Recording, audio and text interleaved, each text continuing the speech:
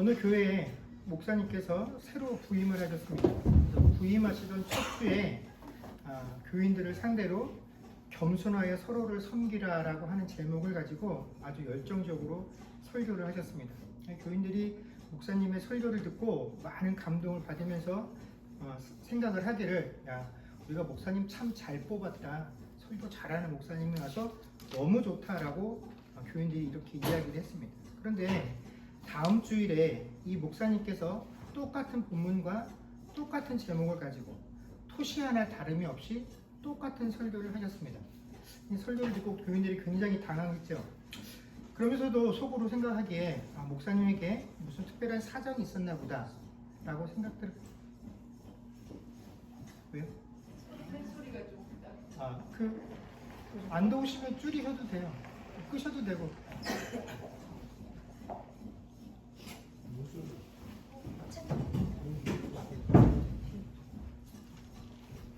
그 맨 위에 거 그냥 돌리시면 돼요. 팬 소리가 그렇구나.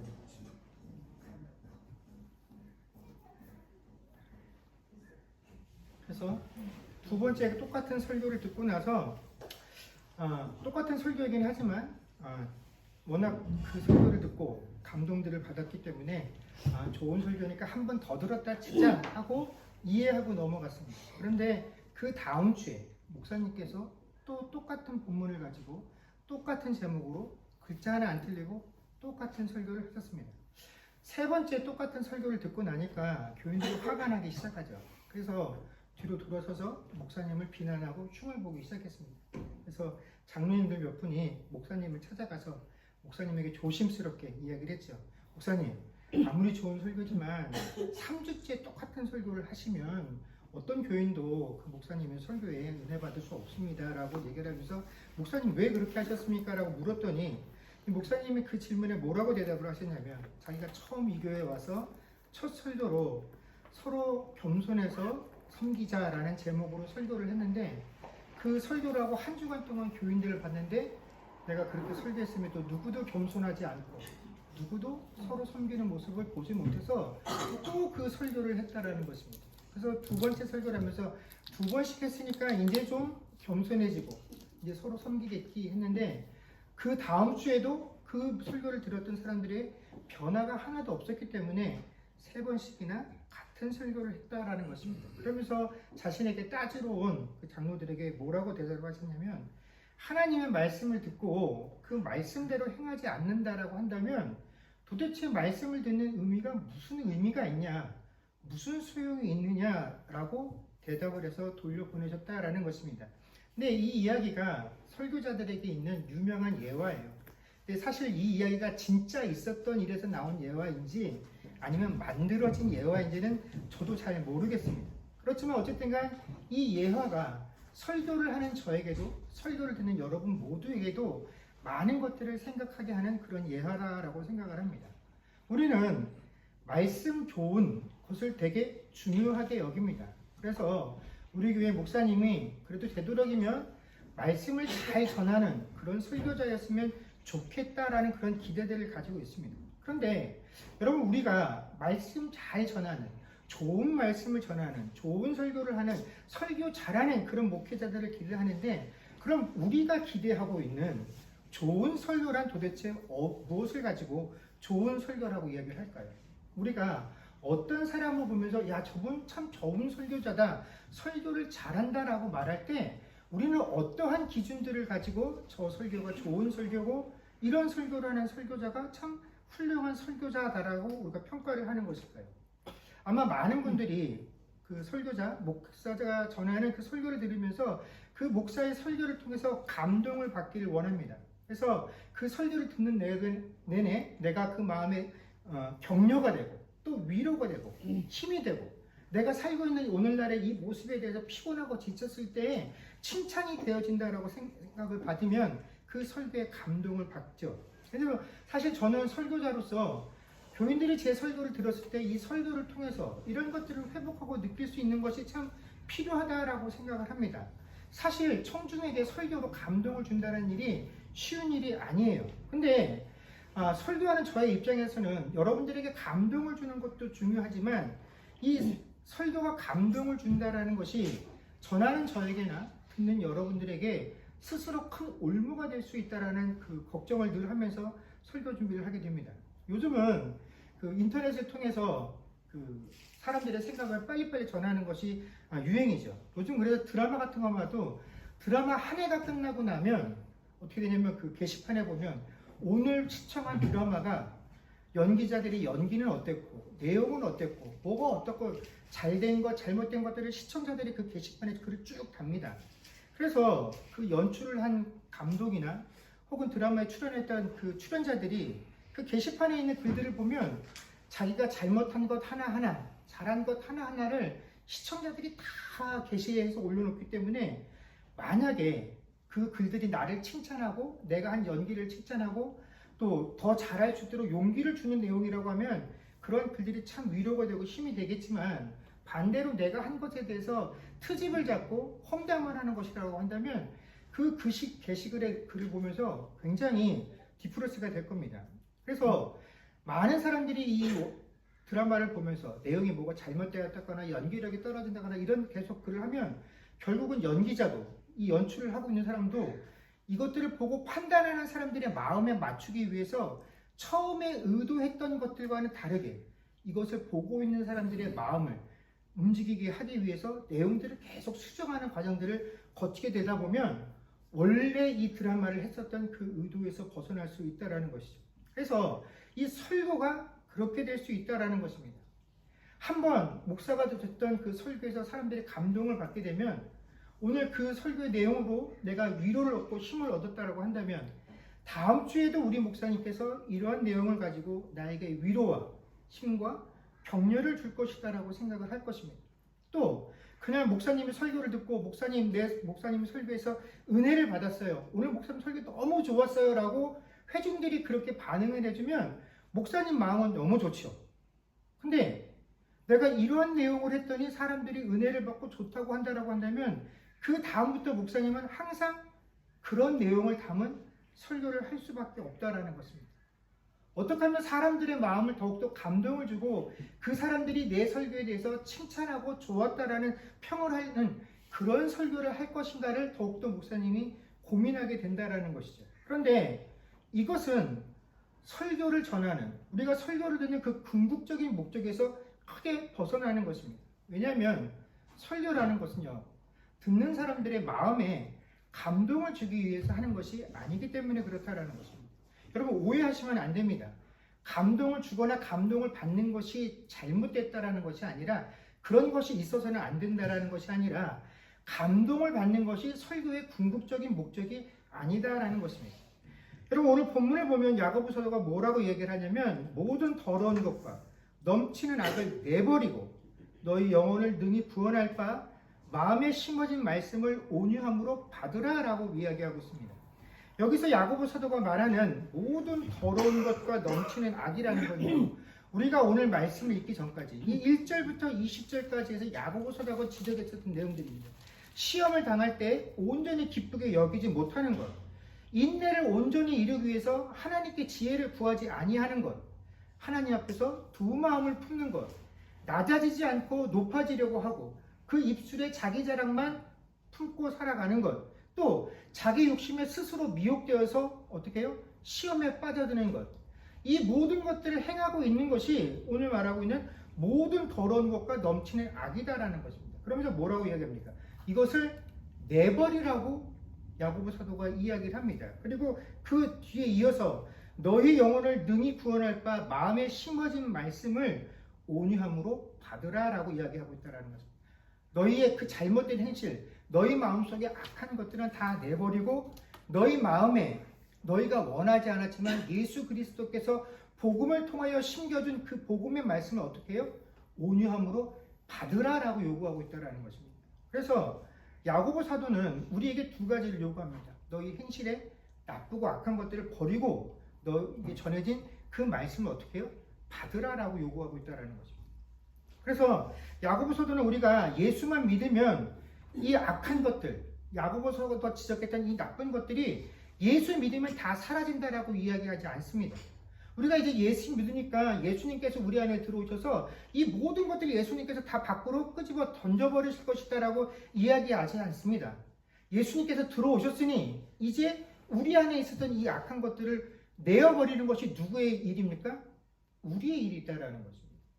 그러니까 너희가 내어버리라 변화를 요구하시고 행동을 요구하고 있다는 것입니다. 그래서 이 말씀도 듣는 것에서 멈추는 것이 아니라 이 말씀을 온유함으로 받으라라고 우리에게 권면하고 있다는 것입니다. 그래서 이 말씀, 우리를 구원하는 이 말씀, 이건 하나님의 일하심의 결과로 우리 안에 심겨진 것이지만 그 심겨진 말씀을 어떻게 대하느냐, 어떻게 반응하냐 하는 것은 전적으로 우리의 몫이다라는 것이죠. 말씀을 받는 우리에게 하나님께서 요구하시는 것은 이 말씀을 들어서 너희가 와 이거 정말 좋은 말씀이구나, 힘이 되고 위로가 되는구나 하고 감동을 받으라는 것이 아니라 그 말씀이 너에게 준 그 감동 그대로 어떻게 해요? 변화라는 것입니다. 그 말씀이 전해준 대로 행동하라는 그 변화된 삶을 우리에게 온유함으로 받으라라는 말씀으로 요구하고 있다는 것입니다. 그런데 많은 성도들이 이 말씀에 대해서 오해를 하고 있다는 것이죠. 우리는 말씀을 듣는 것만으로 충분하다라고 생각을 합니다. 그래서 설교가 사람을 변화시킬 수 있다라고. 그러나 여러분, 설교는 절대로 사람을 변화시키지 못합니다. 그래서 지금 설교하고 있는 목사 당신이 그렇게 말하면 어떻게 합니까? 라고 마음속으로 의문들을 많이 갖게 되실 겁니다. 어쩌면 당신이나 그렇지 능력 있는 목사님들은 설교 말씀을 통해서 얼마나 많은 사람들을 변화시키는데 나도 누군가 어떤 목사님의 설교를 듣고 그분에게 영감을 받아서 감동을 받아서 이렇게 변화가 되었는데 어떻게 설교자로서 그렇게 말할 수 있느냐라고 반문하실 수 있습니다. 우리가 말씀이 사람을 변화시킨다라고 믿는 이유는 히브리서 4장 12절의 말씀 때문에 그렇죠. 히브리서 4장 12절 말씀입니다. 다 같이 읽도록 하겠습니다. 읽겠습니다. 시작. 하나님의 말씀은 살아있고 활력이 있어 좌우의 날선 어떤 검보다도 예리하여 홍과 영과 및 관절과 골수를 찔러 쪼개기까지 하며 또 마음의 생각과 뜻을 판단하나니. 아멘. 여기서 보면 그 하나님의 말씀이 살아있다라고 말하고 그 말씀이 전파되었을 때 어떤 결과가 나타나는지를 이야기하고 있습니다. 그래서 이 말씀은 듣는 이들의 혼과 영과 관절과 골수를 쪼개기까지 한다라고 하는데 이 구절이 의미하는 것은 이런 것이죠. 우리가 말씀을 들을 때 어떤 자리까지 우리가 이 말씀을 통해서 나아가게 되냐면 이전에 내가 알지 못했던 것들을 깨닫게 된다라는 것입니다. 그래서 그 말씀이 현재 내 모습이 어떤 상태인지를 제대로 보게 해준다라는 것이죠. 이 전까지는 내가 살면서 모든 사람이 이렇게 사니까 세상의 가치관에 따라서 이렇게 행하기 때문에 이것에 대해서 크게 잘못되었다라고, 이것이 죄라고 느끼지 못했던 것, 문제될 것이 없었다라고 여겼던 것들을 우리가 이 말씀을 통해서 세상은 이것을 문제라고 지적하지 않지만 하나님께서는 이것을 우리에게 문제라고 말씀하시는구나, 죄라고 말씀하시는구나 하는 사실을 깨닫게 된다라는 것입니다. 결국 하나님의 말씀을 통해서 우리가 깨닫게 되는 건 뭐냐면 이 말씀은 처음부터 끝까지 무엇을 얘기하냐면 우리가 죄인이라는 사실을 지적하고 있다는 것입니다. 나는 내가 꽤 괜찮은 사람이라고 생각을 하며 살아왔는데 사실 내가 나 스스로를 보지 못했을 뿐이지 내가 내 옆에 내 몸에 죄를 덕지덕지 붙여놓고 그런 삶을 살고 있으면서도 스스로 나를 보지 못해서 내가 죄인이라는 사실들을 깨닫지 못했었는데 이제 그 말씀에 비추어 보니까 내가 내 온몸에 내 삶에 죄를 덕지덕지 붙이고 사는 그런 존재였구나, 내가 참으로 부끄러운 존재였구나 하는 사실을 깨닫게 되었다라는 것이죠. 여러분, 이것이 말씀의 기능이다라는 것입니다. 그러나 부끄러움을 느꼈다라고 해서 이 부끄러움이 우리를 변화로 이끌어가지는 않는다라는 것입니다. 우리가 목사님의 설교를 듣는 순간에 감동도 받고 다짐도 하죠. 그래, 내가 이제 오늘 말씀 들었으니까 이제부터는 이 말씀대로 죄짓지 않고 살겠노라고 다짐을 하죠. 그렇지만 우리 삶으로 돌아가면 어떻습니까? 그 다짐에 무색할 만큼 우리는 어제의 모습과 똑같은 그 삶을 그대로 살다가 또 주님 앞에 와서 또 똑같은 회개를 하는 것이 우리의 모습이다라는 것입니다. 설교를 안 들어서 여러분 우리가 변화되지 못하는 것이 아니다라는 것입니다. 설교가 감동을 받는 것이 그 변화를 의미하는 것이 아니다라는 것입니다. 그래서 문제는 우리가 감동을 받는 것을 은혜다라고 착각을 한다라는 것이죠. 그래서 내 감동이 마음에 찔림이 있고 울컥하고 그 설교를 듣는 동안에 뭔가 내 잘못된 과거들이 주마등처럼 지나가고 눈물도 찔끔 하는 그 상태를 내가 좋은 길로 나아가고 있다라고 우리가 그것에서 만족하며 살고 있다라는 것입니다. 여러분, 설교가 주는 그 감동은요, 우리를 죄 앞으로 나를 똑바로 보는 자리까지는 이끌어갈 수 있습니다. 변화의 기능을 제공해 줄 수 있습니다. 그러나 여러분, 그 감동이 우리를 절대로 변화시키는 것 아닙니다. 그러니까 내가 이것을 들으면서 내 마음에 변화가 있었어. 이건 변화가 아닙니다. 이건 그냥 감동이에요. 결단이 있었어. 이건 결단이에요. 변한 게 아니에요. 실제로 그 결단대로 해야지 변화인 것이지, 그렇지 못한 것은 변화가 아니다라는 것입니다. 감동이다라는 것입니다. 그런데 우리가 자꾸 이 마음의 감동, 이걸 자꾸 은혜다라고 부르며 이것으로 충만한 것으로 만족하는 그런 신앙생활을 한다라는 것이죠. 그래서 야고보 사도가 뭐라고 이야기합니까? 22절에 너희는 말씀을 행하는 자가 되고 듣기만 하여 자신을 속이는 자가 되지 말라라고 이야기를 하고 있습니다. 야고보 사도는 우리들에게 말씀을 행하는 자가 되라고 촉구하시면서 듣기만 하는 자는 자신을 속이는 자라고 단언을 합니다.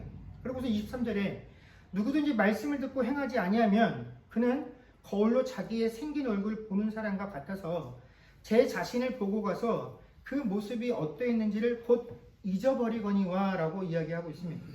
여러분, 우리 중에 거울을 보게 되면 내 얼굴이 깨끗해질 것이다 라고 믿는 사람은 아무도 없을 것입니다. 여러분, 거울의 역할이 뭡니까? 우리가 거울을 보는 이유가 뭡니까? 거울을 보면서 내 얼굴에, 내 몸에 무엇이 묻었는지 혹은 잘못된 부분이 있는지는 아는지를 거기에 비춰보는 것이죠. 그래서 거울이 무엇을 해줍니까? 내 얼굴에 뭔가 더러운 것이 묻었다라는 걸 보여주면 우리는 거울을 보고 비로소 내가 보지 못했지만 내 얼굴에 뭐가 묻었구나, 잘못됐구나, 또 내 몸에 내가 하고 있는 치장에 뭐가 어울리지 않고 잘못되었구나 하는 것들 보게 되죠. 근데 거울을 본다는 것만으로 얼굴에 묻은 것이 지워집니까? 아니죠. 거울을 보고 잘못된 것을 발견했으면 그것을 지우는 것은 누가 하는 겁니까? 내가 하는 일입니다. 내가 거울에 비추어 보았더니 내 매무새가, 옷이, 뭔가 장신구가 잘못된 것이 있다고 한다면 거울을 본다고 해서 그것이 바뀌어지지 않아요. 그것을 바꾸는 건 내가 움직여서 행했을 때에만 비로소 정상적인 상황으로 바뀔 수가 있다는 것입니다. 여러분, 보여주어도 닦지 않고 고치지 않으면 원래 그대로 남아있는 것입니다. 설교를 듣는 것이 그런 것이에요. 설교를 들어서 내가 잘못되었구나 깨달았지만 그 잘못된 것을 고치지 않으면 변하지 않아요. 근데 우리는 자꾸 이 히브리서의 말씀을 가지고 이 말씀이 나를 변화시킬 수 있다고 생각을 해서 듣는 것으로 만족하고 들었으니까 변화된다라고 생각한다라는 것입니다. 여러분, 말씀은요, 우리 수준을 비추어줄 뿐입니다. 지금 내 모습을 비추어줄 뿐입니다. 내 삶의 죄악된 모습들을 들춰내고 내가 정말로 버리고 없애야 할 것들이 무엇인지를 깨닫게 해주는 역할이 말씀이죠. 그러나 거울을 아무리 들여다보는 것만으로는 내 몸에 어떤 것도 바뀔 수 없듯이 우리가 말씀을 아무리 듣고 큐티를 하고 좋은 목사님들의 설교를 들어도 듣는 것만으로는 우리는 절대로 변하지 않는다라는 것입니다. 이게 제가 앞에서 말한 대로 설교가 사람을 변화시키지 못한다라는 그 의미인 것입니다. 그럼 여러분, 다시 한번 여러분들에게 질문을 드리겠습니다. 여러분, 어떤 설교가 정말 좋은 설교일까요? 어떤 설교자가 좋은 설교자일까요? 우리는 어떤 설교자를 기대해야 됩니까? 우리는 주일날 어떤 설교를 듣기를 기대하며 이 하나님 앞에 나와야 하겠습니까? 이것이 내가 대답하기 어렵다라고 한다면 한번 그 설교의 대신에 거울을 한번 놓고 생각해 보십시오. 여러분, 어떤 거울이 좋은 거울입니까? 있는 그대로의 모습을 잘 보여주는 것, 이것이 좋은 거울입니다. 훌륭한 거울입니다. 그것의 거울이 기능이고 우리가 거울을 보는 목적이죠. 근데 여러분들도 아시겠지만 요즘은 거울도 기능성 거울이 있습니다. 그래서 내 있는 모습 그대로를 보여주는 것이 아니라 거울을 보는 사람들의 마음에 흡족할 수 있도록 결과를 바꿔서 보여주는 거울들이 있죠.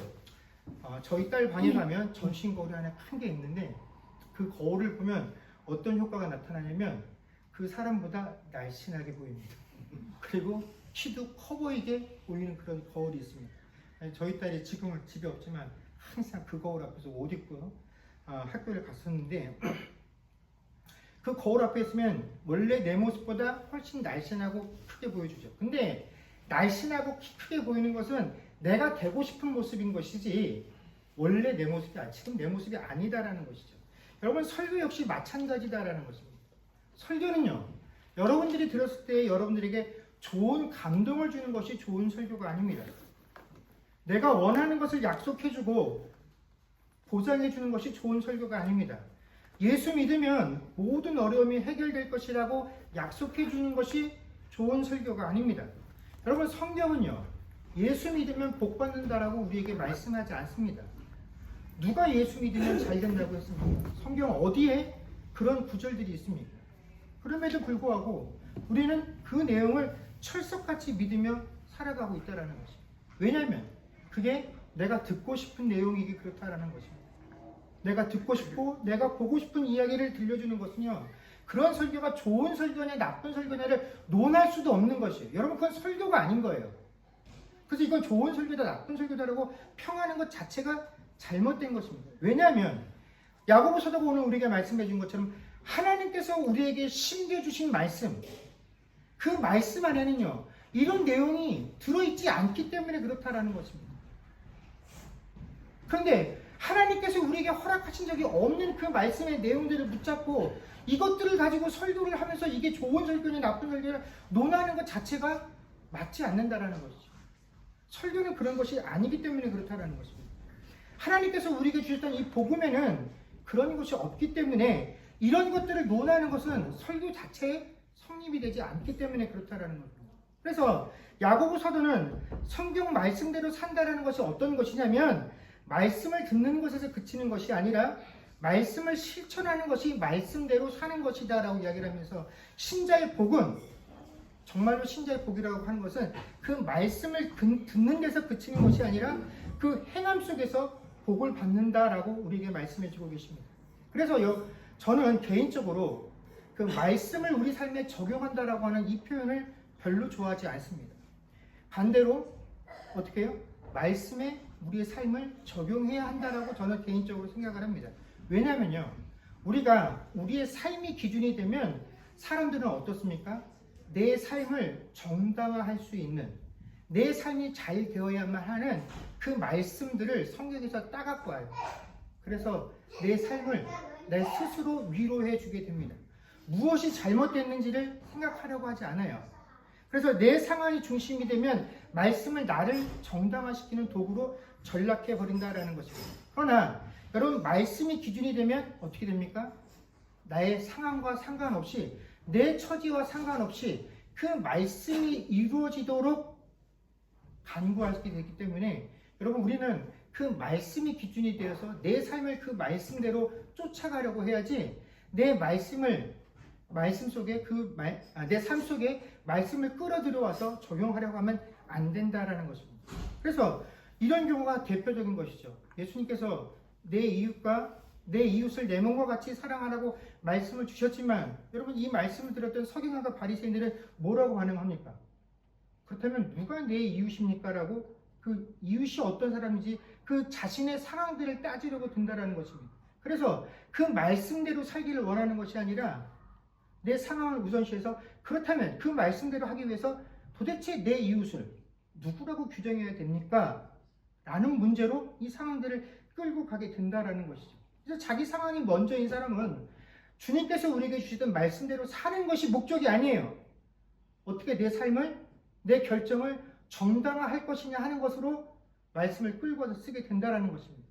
그래서 누가 내 이웃입니까? 라고 묻고 그 이웃을 가려내려고 한다라는 것입니다. 그래서 내 마음속에 들지 않은 그 이웃이 잘 되는 것을 용납하지 못하죠. 하나님께 하나님 왜 저런 사람도 잘 됩니까? 왜 나를 힘들게 하고 아프게 하는 저 사람이 잘 됩니까? 저 상황이 잘 되어집니까? 근데 저 사람도 하나님께서 사랑하는 하나님의 자녀라는 사실을 용납하지 못하기 때문에 그래요. 받아들이지 못하기 때문에 그래요. 그래서 내 이웃을 내 몸과 같이 사랑하라고 하는 그 하나님 말씀에 순종할 마음이 전혀 없기 때문에 그렇다라는 것입니다. 그래서 순종하지 않기 위해서 누가 내 이웃입니까? 하고 하나님과 그 이웃의 법의를 가지고 논쟁하게 된다는 거죠. 여러분 이게 뭡니까? 예수님께 책망받았던 바리새인과 서기관들이 하나님의 말씀을 받을 때 자세다라는 것입니다. 우리가 하나님의 말씀을 받을 때 그 말씀이 말씀대로 내 삶 속에서 이루어지게 하기 위해서 말씀의 기준에서 나는 받아들여지지 않고 용납이 되지 않지만 내가 그 말씀에 맞춰서 나를 바꿔가야 되는 것이지 내 상황과 내 삶이 내 체주기가 이러니까 그 말씀을 왜곡해서 변환시켜서 하려고 하면 여러분 그것은 하나님의 말씀이 이미 그 순간에 아닌 것이 된다는 거죠. 여러분 언제까지 우리가 자기 모습도 제대로 비춰주지 못하는 모양만 거울을 하고 있는 그 거울들을 보면서 내 허물이 보이지 않느냐 하니까 나는 깨끗하다, 나는 거룩하다, 나는 고귀하다라고 스스로 착각을 하면서 살아가겠습니까? 여러분 우리가 우리 스스로 나를 속이는 그런 자가 되지 않기를 소망합니다. 아마 오늘 이 설교도 누군가에게는 감동이 되시는 분도 있을 것이고 누군가에게는 수면제가 된 분도 있을 것이고 또 누군가에게는 마음에 맞지 않아서 오히려 상처가 되시며 반감을 사는 분들도 계실 것입니다. 근데 뭐 어쩔 수 없죠. 우리에게 주어진 하나님의 말씀이 그렇기 때문에. 그래서 이 말씀을 전하는 제가 여러분들에게 바라는 것은 이 말씀이 비추어주는 현재 내 모습들을 우리가 외면하지 않았으면 합니다. 하나님께서 이 말씀을 통하여 바라보게 하시는 내 모습이 아직도 죄가 덕지덕지 붙어있고 아직도 하나님께서 원하시는 그 모습에 합당하지 못하다라고 한다면 우리가 오늘 이 말씀 속에서 이제는 더 이상 듣는 것에서 우리가 누릴 수 있는 은혜들을 멈추지 말고 이 듣는 것에서 만족하지 말고 들은 말씀대로 행했을 때라야 비로소 그것 행함 속에서 너희에게 복이 있을 것이라고 하는 그 하나님의 말씀을 실제로 이번 한 주간 우리의 삶 속에서 누리며 살 수 있는 저 여러분들이 되어지기를 주의 이름으로 간절히 축원합니다. 기도하겠습니다.